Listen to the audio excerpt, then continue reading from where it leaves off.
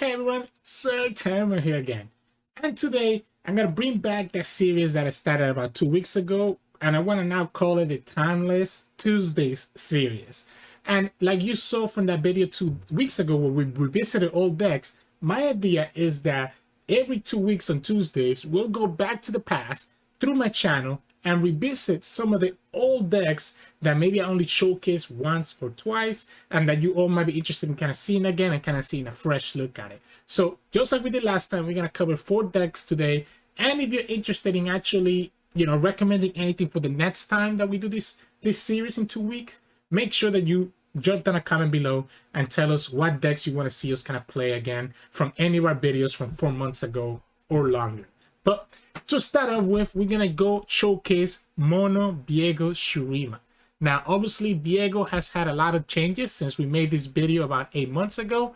And one of the biggest things is that Viego himself has gotten nerfed, right? So Viego now is a 6 mana unit instead of 5, which can make his curve a little bit awkward. And also this deck lost Ancient Hourglass because that also got nerfed to be 3 mana instead of 2. 2 really big hits. And Quicksand also got nerfed. So many things got nerfed from this deck. Rider Calling as well makes this deck a lot more awkward. So let's look at the list that we played in that video about 8 months ago. This list was actually, look, this video is so old that I'm still using Mobalytics for that deck list where I pulled it up. But anyways, so you can kind of see here, the idea here with this Viego deck is that you're able to just reliably draw the Viego with the Rider of the Calling, or at least you used to when it costs 0 mana, and then try to turbo level Viego while also protecting him using stuff like Rider Negation, Ancient Hourglass, and keep yourself from dying by having access to Quicksand, as well as having all the blockers that you get from the Shurima package. This new version that I'm trying out today is kind of like my updated version of it and kind of adds some of the new cards that we have gotten over the past few months, right? So the first thing is that obviously we still keep the triple Viego.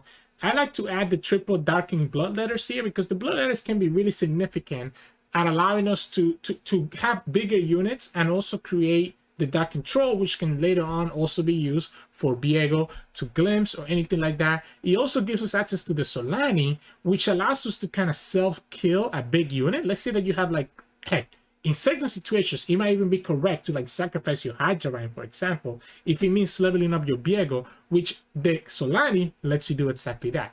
We also get to add Forsaken Bakai here, and that way we can get rid of like, that way we have more predictions to actually be able to get our Viego in our hand. That's also the same reason that we're playing Chronomancer. So we play the Bakai and the Chronomancer, have some early blockers here. I removed some of the Sand Spinners because I didn't think he was that great, especially now that we have Solani instead. We cut down on 1 Rider Calling because now it costs 1 mana. Cut down to just 1 Ancient Hourglass. I ended up cutting all the Quicksands because it got nerfed, and I don't think this is a meta for Quicksand makes sense. We still keep the triple Rider Negation. We get to add 1 Heedless Resurrection to bring Viego back alive since we had the Bloodletters. 1 Withering Well just because of all the Jinx decks running around, and then double Vengeance similarly, allowing me to kill Jinx, allowing me to kill Aatrox, for example. I think it's actually pretty solid. I think this deck is pretty solid. I don't know if this is the most optimized list, but I think there is some room for 6 mana Viego to still be good in this Mono Shurima package. A lot harder to keeping alive and keeping protected because of the pressure that you have, but you can still kind of run over games if Viego levels up. So anyways, yeah, so enjoy the game with this refreshed version of Viego. In this matchup, we're going against Jinx Echo. We have some Vengeances. We have Quicksand, for example. We ended up drawing the Viego. I think I'm gonna keep the Forsaken Bakai so that we can actually draw into like a way to deal with their champions. Hydrobind is a little bit too early because I mean this deck that the opponent has is trying to beat us much quicker than what the Hydrobind is gonna come down and do. Now we do have the way to kind of turbo level Viego, so that's gonna be great. Merciless Hunter is also not bad. I'm looking for Quicksand, right? I'm looking for Quicksand or Vengeance. I'm gonna skip. I think that's a worthy skip. Opponent gets the job border right away. That's unfortunate. Yeah, I think that's a fine skip.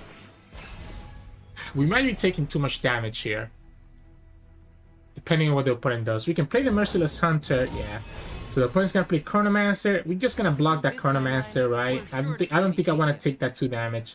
The other option is to keep this back, because he can work for Viego unit later, but no, we're just gonna take it. We're gonna have to go for the Soldier, because I don't want to do the Merciless Hunter until after the opponent commits the Jinx or the Echo. That's actually good as well, because that lets me stop the opponent from playing the Rally.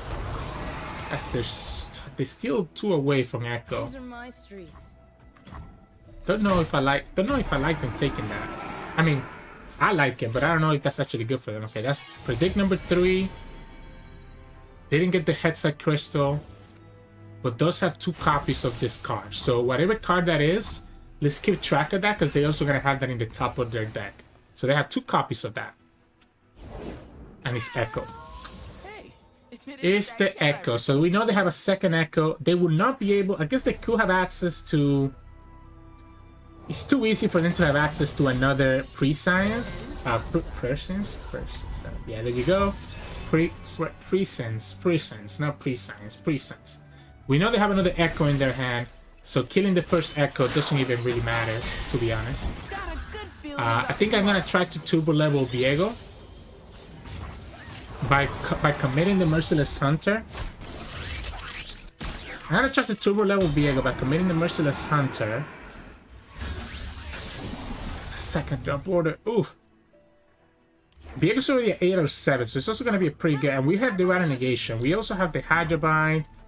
We're gonna have a bunch of units. Opponent shoot open attack next turn.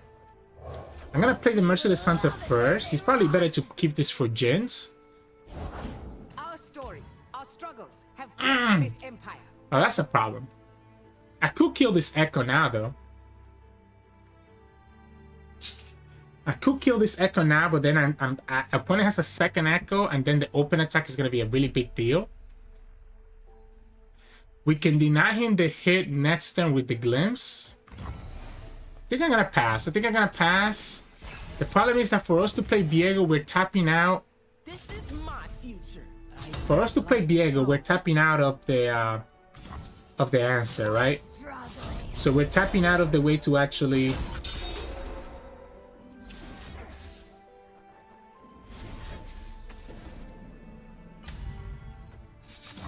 We're tapping out of the way to actually Rata Negate, right? So we have to keep the Rata Negation. We can't play Viego out.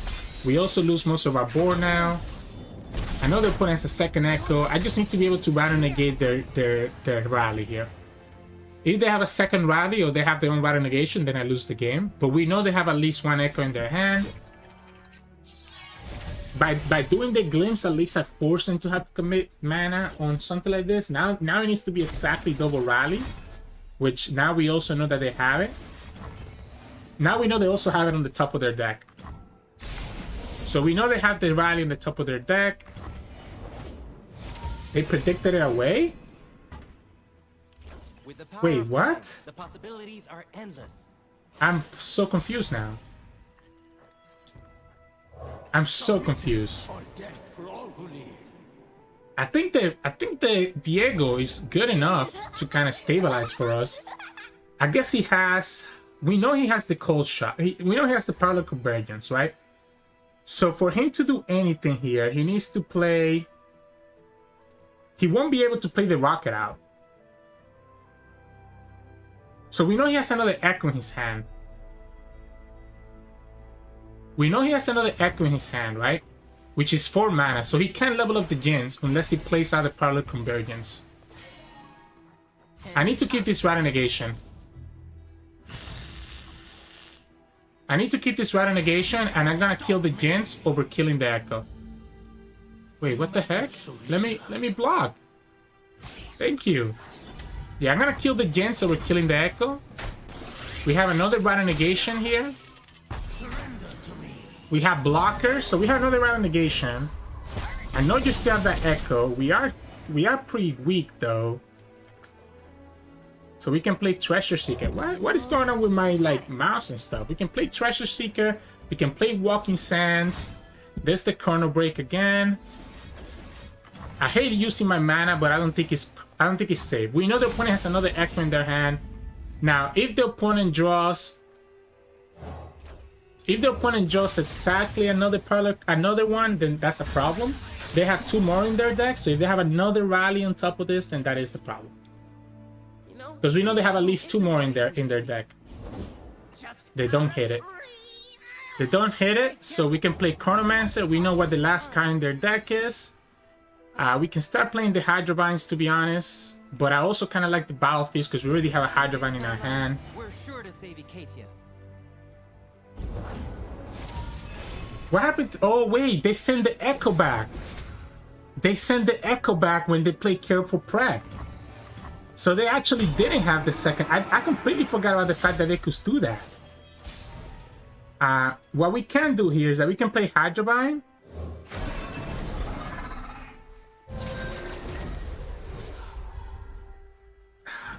We could sacrifice it into the Echo. But I don't even think that's correct either.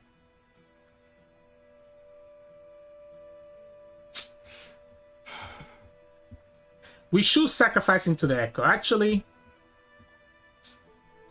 Because we're going to have 10. Maybe the Hydroman was actually a mistake. Yeah, actually the Hydroman was a mistake. It should have been... If we play the Bakai... We only get 1. We only get 1 and we use of the Viego now, so the Hydroman doesn't get to summon anything. If the opponent has another rally, we're in trouble. I do my own stunts. Can we deny it? I guess we could deny it. We could go like this.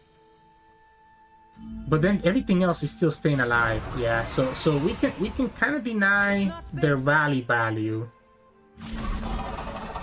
Obey your king. And play the Battlefields here. But then we lose the Encroaching Mist. This gives me the Encroaching Mist, but lets them get the value here. Opponent brings back. I don't think I'm even dying though. I don't think I'm dying even if the opponent has the rally. So let's just go like this. I don't think I died to the rally because we have enough blockers that I think I'm fine. And Viego's about to level up. So the opponent has to have the rally now. We have 4 blockers. We can level up the Viego right now by playing the Bloodletters. That gives me another blockers and gives me the level up Viego. I like this. I like the Solani here. I like the Solani here. We have Battlefields, right?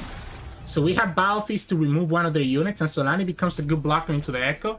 Opponent has only 2 more, right? Opponent only has 2 more rallies, because they copied one earlier. Yeah, the Chrono Break, fine. I'm still not dying. You have to have the 3rd Chrono Break. I'm just not gonna kill that Echo. I just keep the Battlefields here. Don't even kill the Echo. Scrying Sands. I don't think that gives you much. I guess you could have... He could have Gens, right? He could have Gens. He could draw the Gens. So I need to actually keep myself above 4 HP. So if we go like this... You are better than this.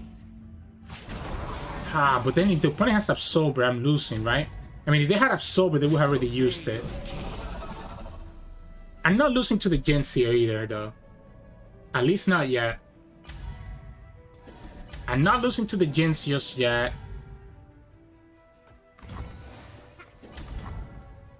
Because we have the Battlefields. Opponent also needs to have a card that's less than 3 mana to be able to actually kill us with the Gens. We have Lethal because we can put their Fearsome blocker away. They only have enough for 1 more. They do get to kill my Hydrovine here, unfortunately. So they get to kill my Hydrovine, unfortunately. If they have Gens, they actually win now, because the Hexite Crystal plus Gens is gonna be 6. Let's go. They need to kill this Hydrovine now before he summons another Encroaching Mist. And after they kill the Hydrovine, we can summon the Bakai. Oh wait, we get to steal their echo anyways. So we get to steal their echo anyways. So this is already 13. So I guess yeah, let's just go ahead and do this. Let's go here. We get to kill. We get to drag. We get to kill the echo anyways and get another miss. We don't get to steal it. We have exactly 20 here. Actually, a little bit more because this is gonna get buffed up. And we just open attack, and that should be game. Oppose me and die. That should be game. All right, we got there. We got there. A little bit weird. I mean, I think obviously the opponent not having Gens helped that a lot, but I think what really helped us out was not killing that echo, right? Because if echo dies, the opponent can bring it back with the rally. So that's why both the last turn with the opponent attack, both times I didn't block the echo, because if they could do the rally, but they just bring in a bunch of little units back, not their echo. Killing echo just puts more damage into my Viego or my Hydrovine, and the opponent just brings echo back anyways. So yeah, never got the quicksand, but it still ended up working out. So GG's. Hope you guys enjoyed that game of Viego. I think ended up being pretty fun there. We had to play really slow, right, to not let that echo just put too much pressure on us. But you know, we got there. We were able to even see the Viego level up, so it's pretty darn good. Now, the next one I'm gonna showcase is actually a deck that some of you might remember, which is Viktor Lee Sin. I think it's one of the first decks that really got me out there, like got my name out there in YouTube. Obviously, we had that Udyr Tankens that we showcased 2 weeks ago, but then Viktor Lee Sin was where I think really made people realize that I'm actually a pretty decent player, right? Because we actually used Viktor Lee Sin to get all the way to rank 3 during the season in April/early May. It's one of our highest finishes in a while. We have reached rank 1 before, but it's been a while since we got all the way to like rank 3 when we got there, right? So yeah, Viktor Lee Sin really fun. Obviously, we have gotten a lot of changes since then. You know, 8 months ago, that's a lot of time. We had like the equipment changes and everything like that. So kind of like, if we take a look at like the old list, you'll see this. Now, this list here is actually already after it is actually because Ambush, right? Ambush ended up getting nerfed. So Ambush ended up getting nerfed, which is one of the biggest cards that this deck used to use, because you could put Ambush on a big Viktor or a big Vi to actually be able to push a lot of damage. So this deck was kind of built more around, hey, you have all these spells that you can use to kind of slowly level up your Viktor. You have created cards to make to slowly level up your Lee Sin. Have a lot of created cards to make your Viktor bigger, and slowly you can just stall out the game, because Ballistic Ball Eye of the Dragon just allow you to stall out so much, and then just kind of go from there. This actually ended up being more of a combination of kind of like the Dressball pile. That's kind of where he also got popularized. I kind of took some teachings from him as well, where I added the Dragon's Rage, and where I added like stuff like the buy. Now, the new version of Viktor Lee Sin, in my opinion, now plays a lot differently, because now we have access to cards like Momentous Choice and Wuju Style that I think are worth including in this deck, because Lee Sin got nerfed and now needs even more spells. So these cards with flow, and that also it's pretty much 2 spells in a single card, are necessary to actually make our Lee Sin be able to level up in most of our games.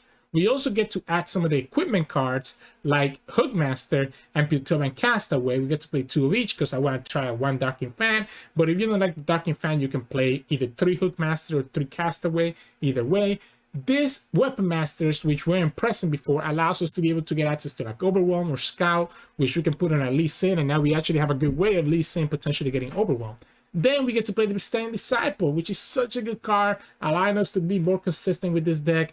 And we can replace Will of Ionia with Worthy Soul, and we can play some jump solos. Like, I think this deck actually got a lot of powerful cards, but because of the nerfs to Lee Sin, right, and the nerf to Ambush, it can make it a little bit more accurate to actually get to the game state that you do. We also replaced Vi with Master Yi, because I think Master Yi could potentially allow us to kind of do more of what we want to do with this deck. But the rest of the strategy is the same. You want to just drop down your Ballistic Bot early and be able to start leveling up your Viktor, because most of the time you're winning through Viktor, and Lee Sin ends up being more of a supporting card. And you still have access to the Camel Clocker now instead of Ambush to be able to potentially grant your Viktor elusive and push damage that way. So yeah, enjoy this game of this refresh version of Viktor Lee Sin. In this matchup, we're going against Nora.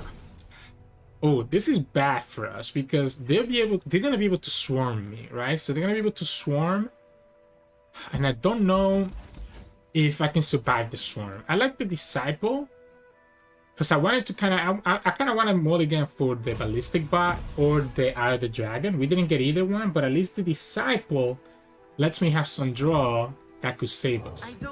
Unfortunately, he's gonna lose to group shot or pokey stick, both of which are really bad for us. So let's see. The opponent doesn't have it. The opponent doesn't have it. Mystic Vortex. I don't know that I care about playing the Hookmaster just yet.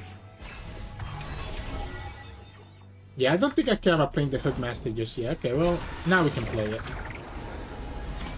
Scout? Scout is gonna be really good later on. Scout is gonna be really good later on for Viktor or for Lee Sin.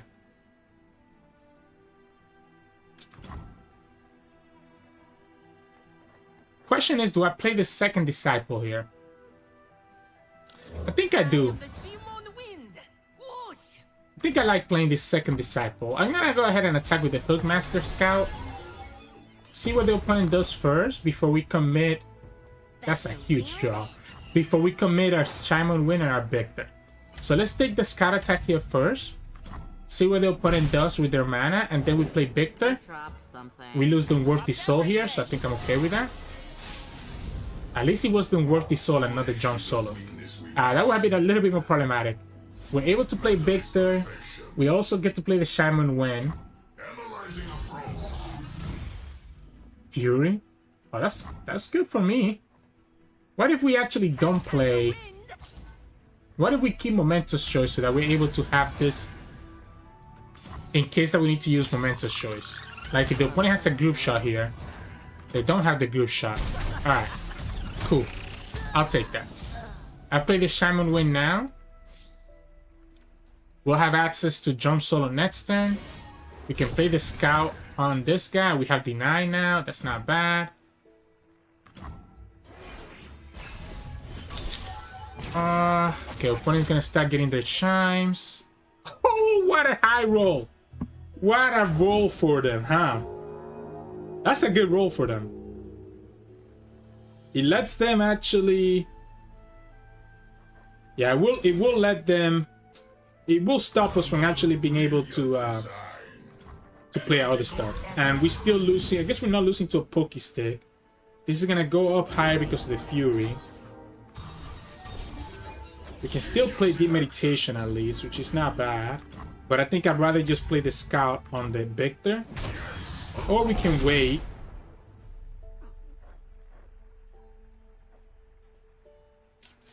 Or we can wait. Or we can play Shurima win. There's a lot of options that we have.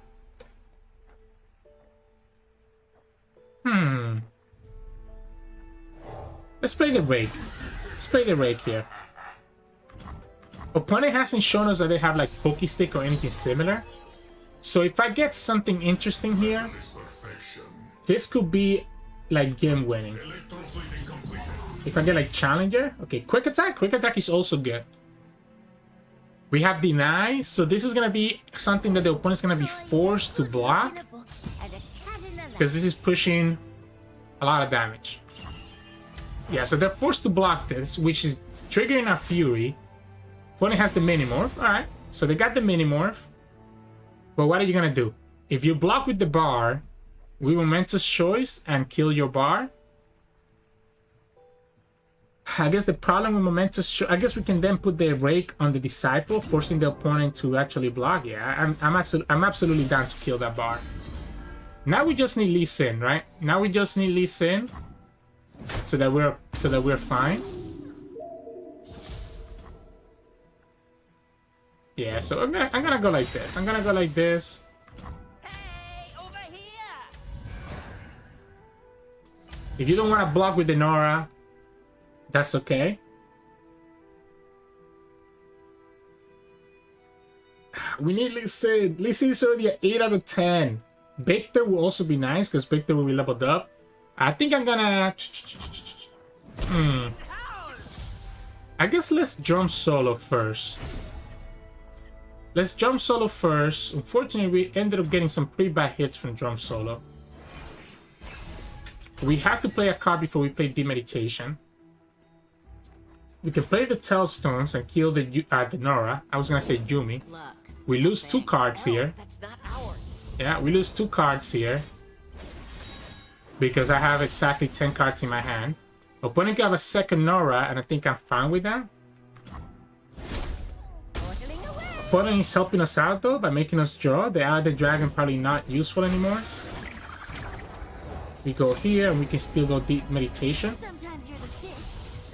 I need Master Yi also wouldn't be bad, to be honest. Although I already have used so many cards that there's a good chance that I don't have like a good way to enable Master Yi.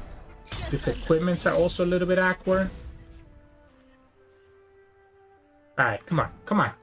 Lee Sin. Lee Sin, Viktor, anything. That's not a Lee Sin or a Viktor. I need something that I can play. Because otherwise I have too many cards in my hand. And this will not work. Yeah, so I only have... I guess let's play the second one out, because I want to see what I draw first. And we get the Lee Sin. We get the Lee Sin. We can play the Amulet here, so that we don't lose the Lee Sin value. We already have the Eye of the Dragon, because of the double Shaman win. We pass. Opponent can have a second Minimorph for the Lee Sin. But now we can actually draw another one, or draw the Viktor. I think we have this. I don't see... Yeah, I mean, if the opponent has the Minimorph, they can play it right now. I need to play Lee Sin now so that I can actually play the Scout on it. Ironically, my problem right now is that I have too many cards in my hand, especially with the Disciples. There's the Esmus. Here's my Scout. I'm okay sacrificing the Disciple, by the way. Sure. Yeah, I think I'm okay sacrificing the Disciple. We could also go Concussive Palm. But I think I'd rather keep my 4 mana and see what the opponent does first. Oh, it's just gonna be Cosmic Binding. Let's see. Let's deny this. Let's deny this. Leaves me with 2 blockers. Lee Sin being weak in health doesn't really matter to us, because the opponents need to find the removal for it. We can block the Esmus. Push a ton of damage on the backside. Alright, yeah, we block here. We can block here. We can block here. Block here. I guess let's leave 1 Esmus. No, I don't want to take that much damage. I was gonna say maybe we leave 1 Esmus alive, but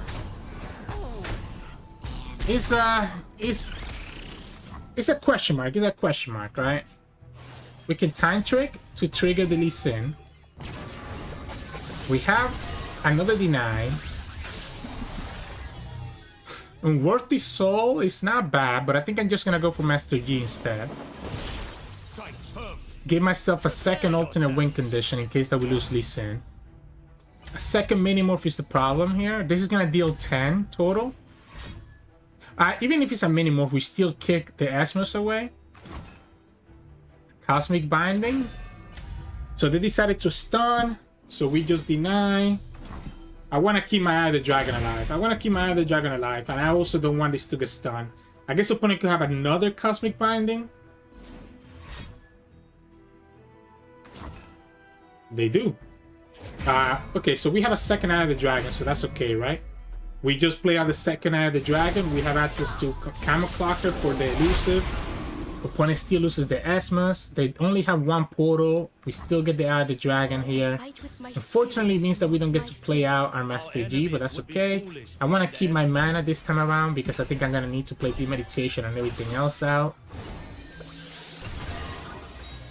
We should be okay. Heck, we can even play Pride if we need blockers. Opponent already played all 3 Cosmic Bindings, and next turn is lethal because of the Scout on the Lee Sin. So the Lee Sin will do 10 by himself. Yeah, we could literally play Pra out.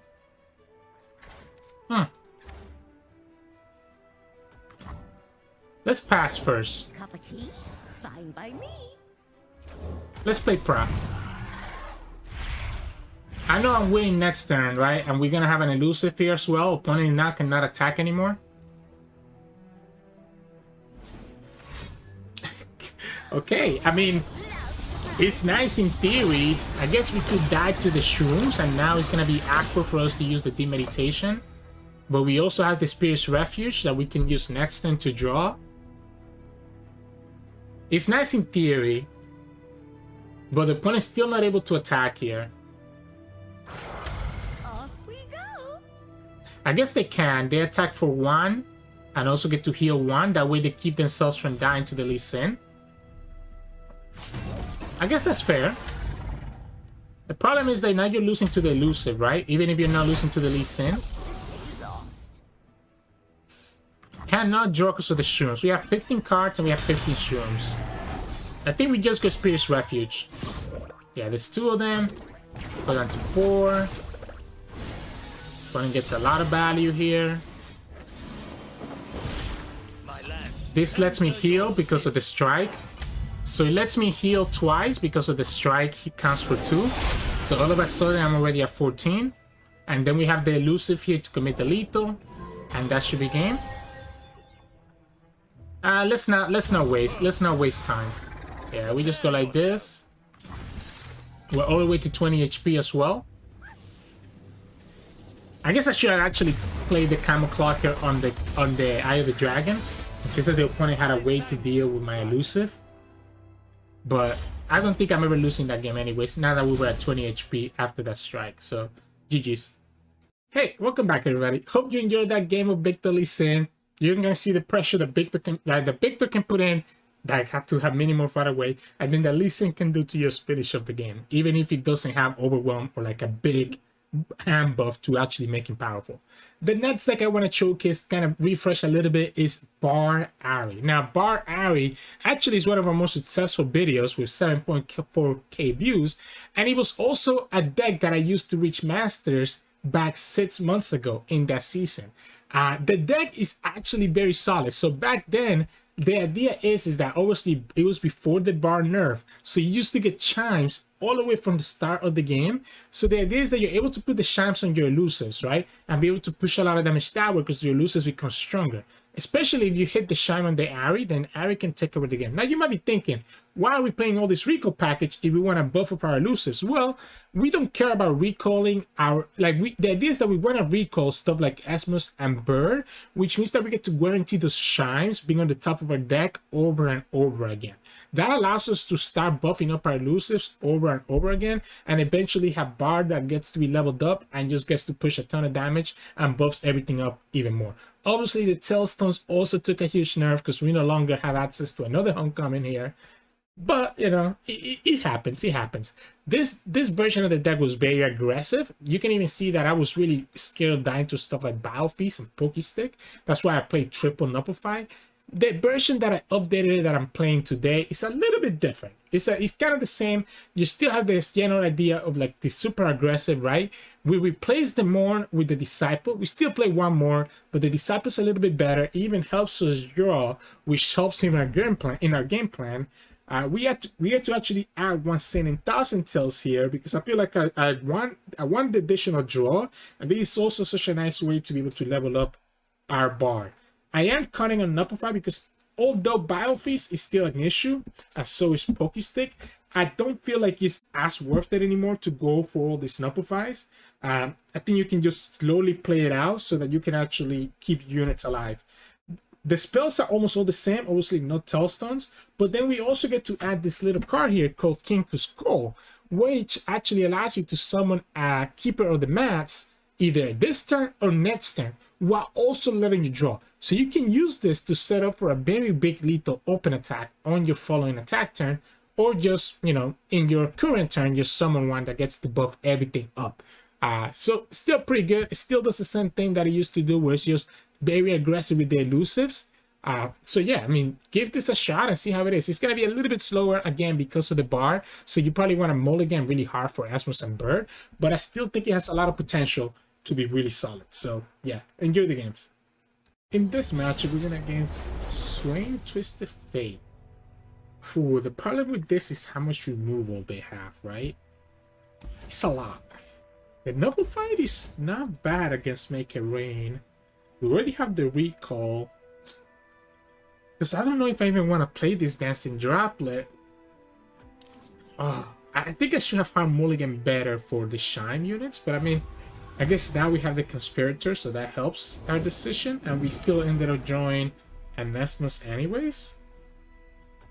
I don't think I want to recall just yet. I think I'm going to play Esmus first. I think I'm going to play Esmus first. Then play second Esmus. Then play the Dancing Droplet and still have access to recall if we need it. Please don't hit the Dancing Droplet. Perfect. Didn't hit the Dancing Droplet, so that's good for us. We can play second Esmus here. We can save the mana for Nopify so that we beat like a Common Strike or a Death Hand on our Esmus. If the opponent passes, I'm pressing OK because that means they just burn a bunch of mana, right? Hit Ahri. I wish it hit the Ahri, but unfortunately it hit the Droplet. I want to keep mana for Nopify. I don't know that I want to play the Ahri. Maybe we go Droplet plus Shadow Assassin. Yeah, maybe we go Droplet, then Shadow Assassin. I'm going to play Shadow Assassin second so that the opponent doesn't have a chance to play Twisted Fate here. We could also go Conspirator on the Esmus, for example. We could just play the Ahri since we'll have that. Yeah, that's a Twisted Fate. That's what we expected. If we recall this, then it's just going to stun the Esmus. So what if we don't recall this? What if we actually don't recall the Droplet? But then we're losing a lot of draw, which I'd rather not lose either. I think I like the Ahri. Dead in their tracks. I think I like the Ahri here, even if we're missing out on one thing here, because opponent's gonna play Death Hand or Make It Rain. Nah, let's Nopify this now. I don't wanna lose to a flock, right? I mean, opponent's gonna be able to, you know, be okay anyways. Yeah, so we go like this. This lets me hit for 3 while recalling that Esmus, and we get to replay the Esmus and start transferring more chimes to my other elusives. Opponent's actually gonna take the damage straight up. Ahri's gonna be 3/3 now. The problem is that we're gonna take 5 damage here, right? So we're gonna take 5 damage here. We lost that Nopify now. Okay, opponent's just gonna flock that, right? So opponent's gonna flock that. We're gonna go ahead. Actually, you know what? Let's Conspirator now. Let's save our recall for later. Let's save our recall for later. This is a lot of damage though. It's 3, 5, 8, 10. Do I want to take damage? I don't know that I do. But at the same time, I want to play this Esmos out. I don't know that I want to take this much damage, so I'm going to sacrifice the Shadow Assassin here.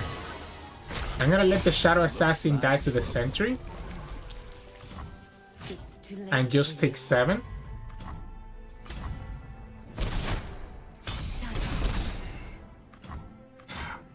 I guess I have to start worrying about Swain with the Overwhelm. But never mind, because we have access to Homecoming now. And play Esmos out. I don't know if I want to even play Ahri. I think I'm just going to play the Disciple. Okay. Here goes... Okay, so now they're going to do their flock, right? Yeah, I think I might just play the Disciple out. Just have the draw available for us.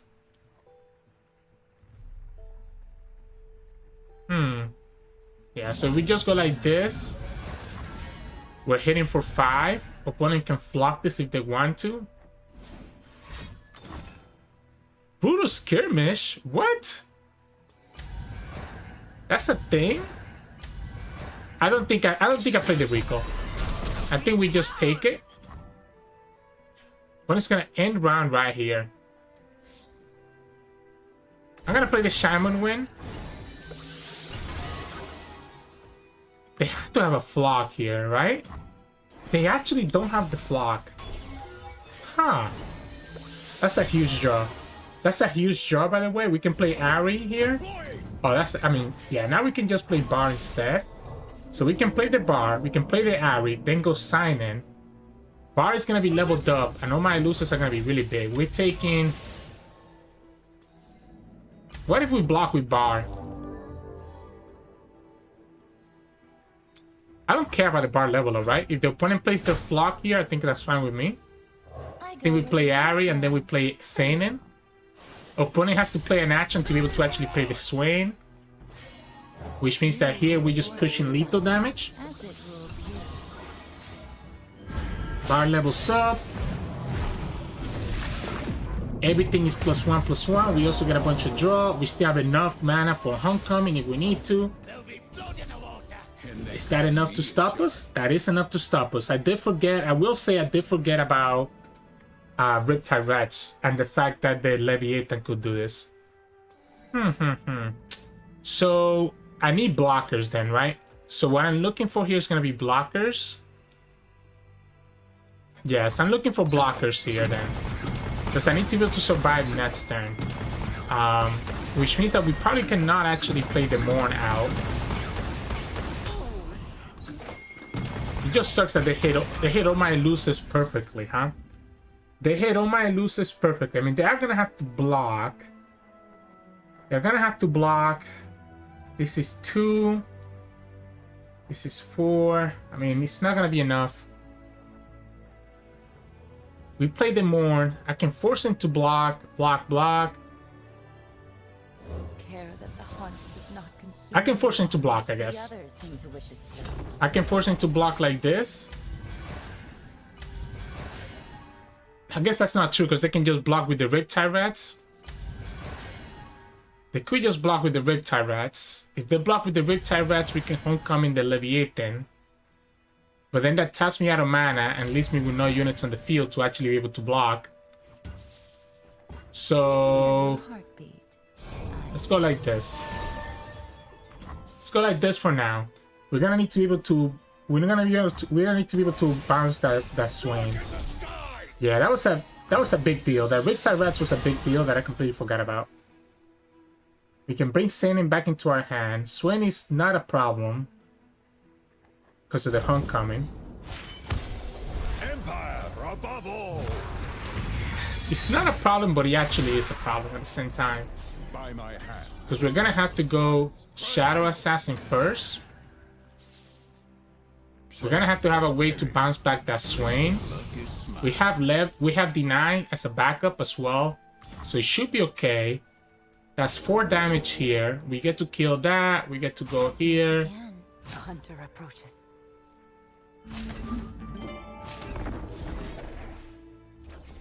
We get to live at 3. This loses to a flock. So probably the way to do it is actually block like this, bounce back the Ahri. Yeah, it has to be bouncing back the Ahri. Even if I wanted to play the Seinen again. Ahri's gonna be leveled up. We will have... Yeah, Ahri's gonna be leveled up because of the Conspirator. I can deny anything that the opponent does here and then play the bird. There's the flock on the Seinen, which we knew they had it because of the Swain that they play their own Swain when they play Swain out. They could kill the bar, and if they kill the bar, they actually get to deal an extra damage. They should absolutely kill the bar. They need to have another flock now, right? So now they need to have another flock, otherwise they lose otherwise this is messed up. Wow, they lost the levy. I'm so surprised they did it this way. We definitely made a misplay, right? We made a misplay forgetting about Riptide Rats last turn, but the opponent also had to kind of hit everything just the right way to punish us. That deny means that we just win the game, right? Well, yes and no. Opponent, well, let's go here first. Then let's go Ahri. Opponent can have a way to stun our unit, like they can have a make a rain. They're digging. Okay, so they're digging. They're gonna have Twisted Fate leveled up. So they're gonna have 1 stun. Now this game's We can deny the stun actually. They're gonna have 1 stun. If they play Swain here, they're gonna be okay. Okay, so Ahri. We're still okay, right? I think we just win now because of the deny. Because we can deny this gold card for the Twisted Fate. Yeah, we can just deny the gold card from the Twisted Fate. Now I hunt. But we can't deny a flock though. Captivating. So a flock here, like a Rekka into flock, will be kind of unfortunate. So if the opponent has enough for something that damages my units and then has a second flock, or that, because now what that means is that we actually do have to we recall. I have to just force them, right? I have to just hope that the opponent doesn't have the last card that they need. If they have 1 more card that they can use, they win the game. Yeah, so if they have 1 more card they win the game here. A flock and they don't have it. Okay. Got a little bit lucky there. They got a little bit lucky. I think it was a little bit of a messy game. Ooh, I don't know how I feel about Ahri then. I mean, we did beat a matchup that should have been favorable versus us. I think the loss of Tailstones hurts a lot. And obviously the bar nerf is huge because we couldn't start getting our units bigger early. We had to wait so long for them to actually start hitting the shots. But there was a couple of misplays I think I could have played better there. I think the big swinging turn was definitely that Riptide Reds. But the opponent had to hit the right cards to actually make that Riptide Reds worth it. If they hit our Seinen or our Bar with a couple of shots, our elusives would have survived and we would have been able to push lethal. So GG's. Hey, welcome back everybody. A little bit of a couple misplays on the Bar Ahri game, but I think it's because I'm very fresh with that deck. Obviously, it's been a while. And I thought that was such a good first game not to show, so I ended up just choosing that one, even if my play wasn't the cleanest. But you get the idea of what that Bar Ahri deck can do, and the power that it can push because of elusives being buffed up by Bar. So just, give it a shot and let me know if there's any changes that you would make on that deck instead to kind of make it more consistent. The last deck I want to showcase today is a throwback. It's a throwback. It's going to be Soraka, Zilean, Shurima, Star Spring. You might have never heard of this deck before because it was like very French meme kind of playable deck back almost a year ago, 11 months ago. It was one of our very first videos in this channel all those turns ago. So I wonder if any of you actually remember this deck when it came out. But the idea with this deck back then, because we didn't have all these big Darkin units, right? All these big static units, is that you could, because you have access to the Divided Console and the Broadback Protector, you could kind of lock your opponent out. Where like, even when they attack you, you're able to kind of heal your Nexus back up to full. And eventually you just stall it out between Soraka, between your healing your Nexus, and then you can eventually just stall out the opponent long enough for you to be able to actually just swing with Star Spring. It's a deck that plays very, very, very, very slow and really has no really good win condition except for just kind of boring your opponent to death until you're able to actually heal and get to your win condition. The idea is to just lock them down, right? So the idea is to lock them down in a different way that Tankkench does, because instead of locking them down with Tankkench, which eats up their units, this locks them down by just letting their attacks be useless, because you're able to just heal it up with Protector and Divided Console all the way up. And obviously you still try to do the whole Star Spring shenanigans. The other thing that Shurima gives us is access to predicts, as you'll see in my updated version. So my updated version of this deck is still very similar, but does cut a couple cards and adds a couple of the new cards that we have seen in this expansions since then. Like Forsaken Bakai. Forsaken Bakai lets me have a turn 1 predict, while also giving me an early blocker that we can actually use to predict into the Star Spring or Broadback Protector or anything else that we might need. So between Zilean and between Forsaken Bakai, you can kind of more or less add some consistency to actually be able to draw the Star Spring. The problem is that even when you have Star Spring, you have to rely on your opponent attacking you, and that's what makes this deck really vulnerable, because if you're going against a smart opponent that knows what's up, they're just not gonna attack into you, and they're just gonna stall long enough for them to have a big enough board for them to actually be able to win the game. It's on the spell side, it's almost the same as you'll see in a lot of the Soraka Tankench decks, but this deck is playing stuff like Celestial Wonder to help us stall out, Star Shaping to actually be able to heal our Nexus or our units even more, and then Sunburst to actually be able to deal with some of the opponent's key units. Because one thing I kept running into, and I played a lot of games with this deck as I was recording this video, is that I ended up just dying or not having a way to get rid of the opponent's key units. So this kind of helps us do that. But is this deck good? Not really. But it's a fun fringe option if you want to try it out, and maybe you have a way to actually improve this and make this slightly better. So enjoy the 2 games of Soraka, Zilean, Starspring. In this matchup, we're gonna go against Heimer Nora. Okay, this should be interesting. I like the Protector, I like the Soraka. I think this should be interesting because we should be able to always chump block them, right? I think the only thing I'm really scared of is gonna be their elusive turrets once they get to that point. But again, the whole purpose of this deck is that we just stall out long enough for us to actually be able to just, like, we keep just healing everything. And we get the Star Spring. We get the Star Spring. We're able to kind of heal up everything. And I guess we can put some pressure here. Just do the 2 damage. Maybe we can attack. Whatever. If you're gonna play Nora, you're always gonna play it. I'm actually okay with the opponent playing Nora, because the more that they damage our Nexus, it enables a Protector.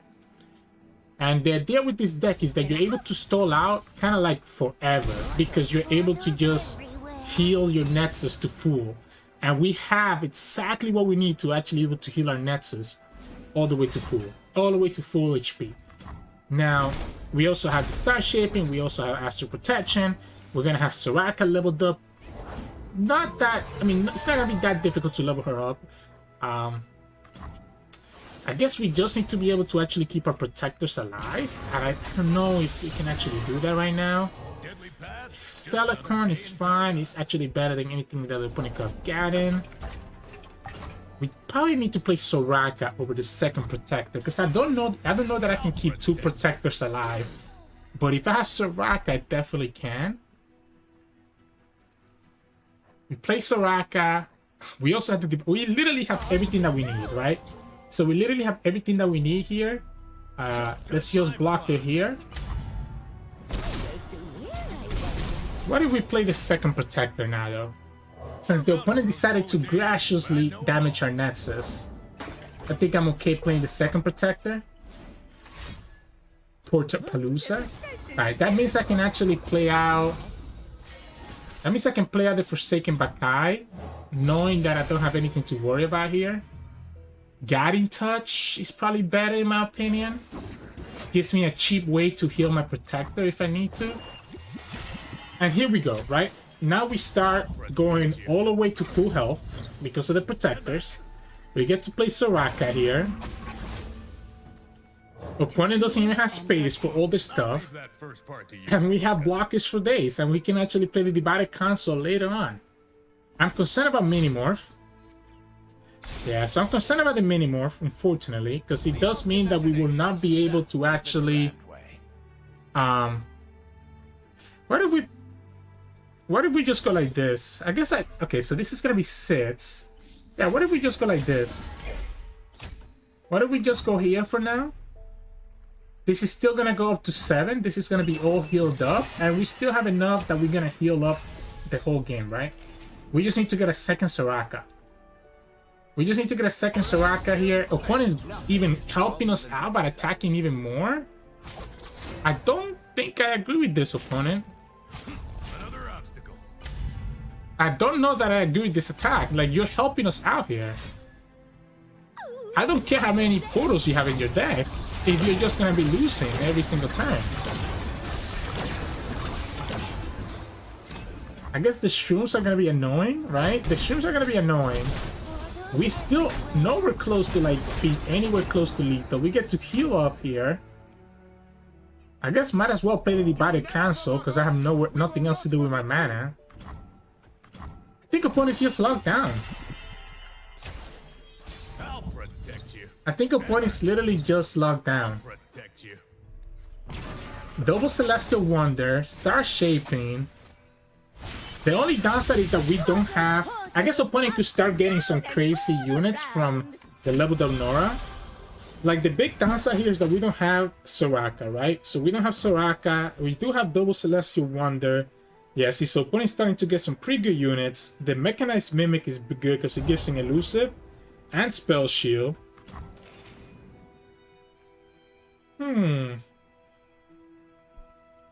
We're at 10. This is going to put us to 12. Yeah. Oh, he got rid of the Spell Shield. I was scared of the Spell Shield more than anything else. Because now I can just stun it. Now I can just stun it. What if the opponent plays like a way to destroy Starspring? How sad would I be? I think I'd be very sad, right? So you're helping us out even more now. Alright. Yeah, the Celestial Wonders are gonna do wonders in this matchup. I'm nowhere close to dying. We can even play Star Shaping actually on my units, because that's gonna be 5 healing. And we should be okay. Jenny? Okay, Jenny's such a high roll. But she's gonna get stunned. Jenny's actually such a high roll. Yeah, let's just go like this right now. Let's go like this right now. I don't want to have to deal with that scout. Okay, don't we just get it back into our hand? We get it back into our hand. How does this work? Like, he doesn't get the scout if he attacks with the mimic, right? I think I want to commit the second one. I think I'm gonna commit the second one right now. If the opponent actually has a second post, then that's the problem. Bash Graham. Oh my goodness. They have to, if they will have to get rid of the mimic or the Jenny if they want to override. No, they actually have it. All right, opponent.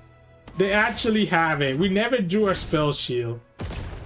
We never drew a spell shield and they actually play it. Wow. I don't think we survive anymore, by the way. I think now we just lose because they're going to be way too far ahead of us. Yeah, they're going to be way too far ahead of us for us to actually be able to come back. We can go like this. Another path, another problem. The problem is that if we do it like this, we're gonna lose this guy, so I don't want to lose this guy. We go here. The Jenny's the problem, right? The fact that the opponent got a Challenger Scout unit is actually so good for them. We're gonna go up to 17. We have a second Celestial Wonder that the opponent knows about. Hell no, a Loop Travelers? Opponent should just play a Loop Travelers and try to discard my Celestial Wonder. But they could draw me into the Soraka. Yeah, they should try to discard this. If they get the Star Shaping, that sucks for us. I guess I have to go Star Shaping, huh? So that this can stay alive.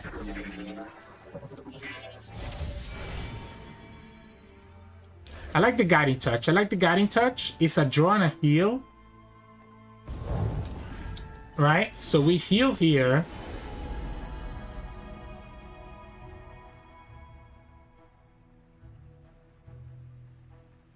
Living Legends is not bad. We heal here. That gets me to 5. This is getting me to 9. This is 11 and 13 with the second Guiding Touch that we have. Opponent gets to play Jenny. This goes down to 3 HP because it's going to heal my Nexus. We're still at 20 HP here. Pokey Stick, okay. So we get to play Guiding Touch now. Get to heal my 2 and then it still does 1 more damage. Grenadier, okay, at least that's not a good card. But he could replace the Shadow Fanatic. I can't believe opponent actually main deck Oh, I can't believe that. We had just won already. The opponent doesn't main deck that. This is a problem, right? Because he's going to be 14 here. Yeah, so this is 14. Actually, a little bit more potentially. Yeah, 14 damage from the Mimic. The console is useless because we don't have a level to Soraka. Otherwise, we'd be chilling here. Opponent gives me the chance to have Living Legends kind of do something. So the opponent gives me the chance for Living Legends to actually get something for us. We can go here. We can go here. We can draw Soraka now. Or we could draw a second Zilean, which is not as bad because we can play Careful Prep. We could go for the Golden Sisters instead. We can always play the Serpent. I just want to keep this guy alive.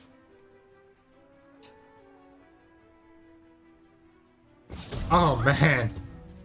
What a marathon. What a marathon. I think we always block like this. I think we always block like this. Put as much damage as we can on the mini-T. Pokey stick. Okay, that's fine. That's fine. That's fine. Not ideal, but also not horrible. I guess I could have played around it though. I'm scared of a Zilean, right? Zilean scares me here. It's not a Zilean. It's not a Zilean. Opponent could have a second Minimorph. We'll have a way to kill this Soraka. We need to drop Soraka now so that we can start healing up. I'll leave that first part to you, Soraka. This is gonna be 6, right? So it's gonna be 17 plus the 1 from 9 is gonna be 18. 18 in Tomb. Okay. I understand. I get where they're coming from. I see what they're doing. I see what they're doing. They're trying to like get rid of my units. I still have plenty of blockers. Sucks that we lose. Oh, they could get another Vandals. Yeah, by doing that, they stop me from actually being able to win next turn, like I potentially could have. I need a way to deal with this Mimic. Because she's gonna get elusive. She's gonna get elusive from the Nora. So I don't think we actually can win next turn anymore. Ah, we can't win anymore, I guess. Yeah, especially not with that. Especially not with that. At most, we have what? We have 2 heal here. Plus 5 is going to be 14. So we're going to go to 14.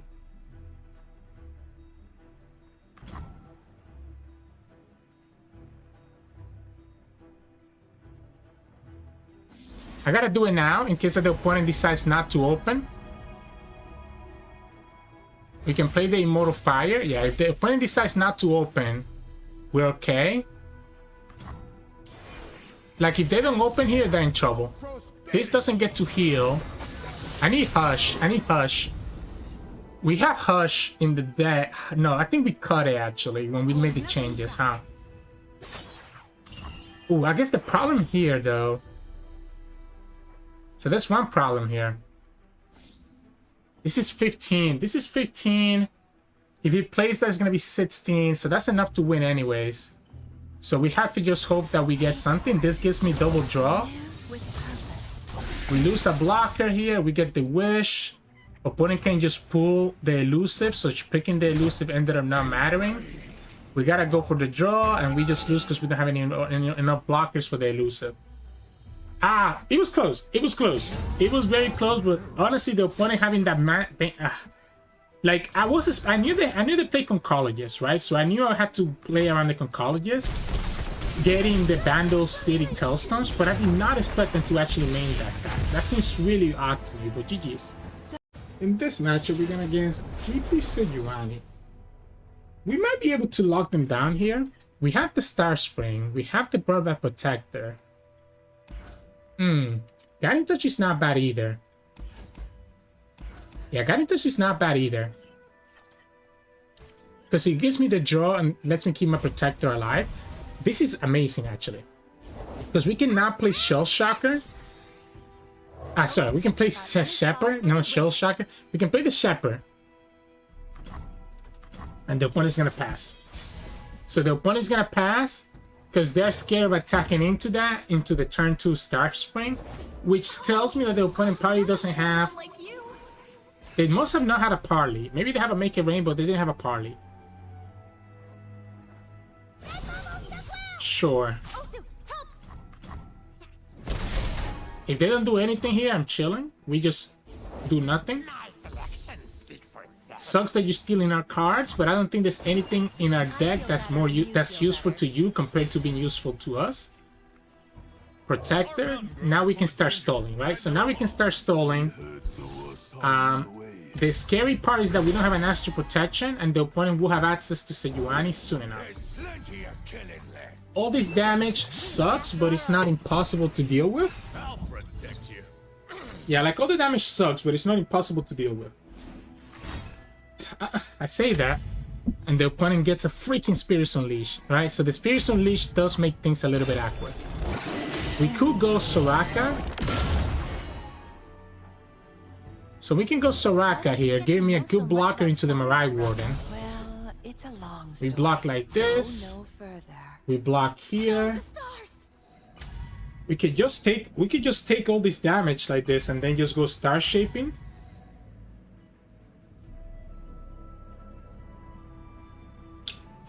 I might need to start shaping to actually... Yeah, I might need to start shaping to actually heal my Nexus. I think we're just gonna take it like this. I think we're gonna take it like this. We can Guiding Touch, which is gonna make it so that now we can actually have the Divided Console available for us. We can... I don't want to Forsaken Bakai because it feels like he's so weak to so many things. Shell Shocker again. I might need to, though. The Celestial Wonder is amazing. I might need to, because I might need to, like... No. Let's pass. Soraka levels up, right? The possibilities are infinite. Soraka levels up, gives me an extra draw because he levels up out of the Protector. So now we can play the Body Console.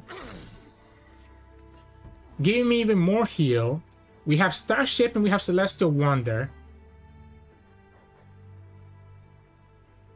We probably want to do this now. While the opponent doesn't have like a GP on the field. Just heal back up. The opponent's gonna decide to go after this, which doesn't really matter because all he does is put damage into the Broadback. Still heals up to 10. We can play the Body Console, we can play Shepherd. Master the power of The Body sound. Console and Master Zilean. healing. Opponent gets one of their champions. Let's actually just play the Soothsayer instead. I think the Soothsayer is slightly better. Yeah, because this stays alive because of the Star Spring.